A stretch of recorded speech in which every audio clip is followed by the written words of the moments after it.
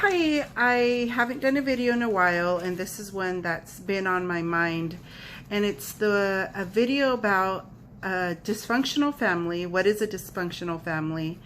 And what I would say is, what is a chaotic family? I know some of us say my family was so dysfunctional, but in reality is your family was probably chaotic and inconsistent in its discipline, and that can lead to maybe some dysfunction in our relationships, but I'm going to give you a clearer understanding. This is from a book called The Me Nobody Knows, and I've read a lot about dysfunctional families, and I think this is the easiest, clearest definition of a dysfunctional family. Once you hear this, you are going to be able to identify this dysfunction in other families, especially those who are social workers and counselors and teachers. And hopefully you might give some grace to your parents and then, oh, okay, it wasn't dysfunctional, just like really crazy chaotic at times. So I'm going to just read this and I'm going to kind of touch a little bit on, it's going to be a quick video. I'm giving myself 2 more minutes. All right, first thing, in dysfunctional families, there are very clear, rigid, and unspoken rules. And these rules absolutely shape the way children interact with adults and other children. Rule number 1, you must never tell anyone our business. What goes on in our family stays here. This means that you are not allowed to share with others problems you're having in your home, so you're not able to reach out to other individuals for help because it's in our home and it stays in our home. Number 2, don't tell anybody how you really feel because your feelings don't really count. Basically, this is if you grow up with the message that your feelings aren't important, you're going to believe that you aren't important. This makes it very difficult to have honest relationships.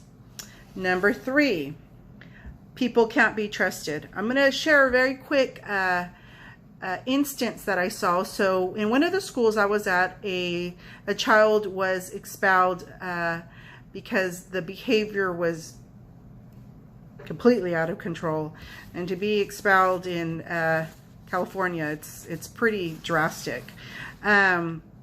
Anyways, when mom picked up child or to take him home, and then there was a process of expelling. Anyways, when mom picked him up, she had a sweater on, and man, I saw it, and it really caught my attention because her sweater basically said, the lettering was, trust no one.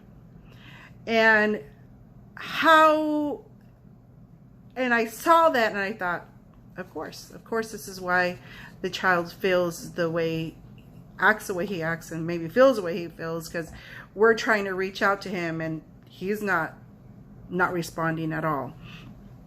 If you can't trust anyone, you feel lonely and scared, but you're not allowed to let anyone know.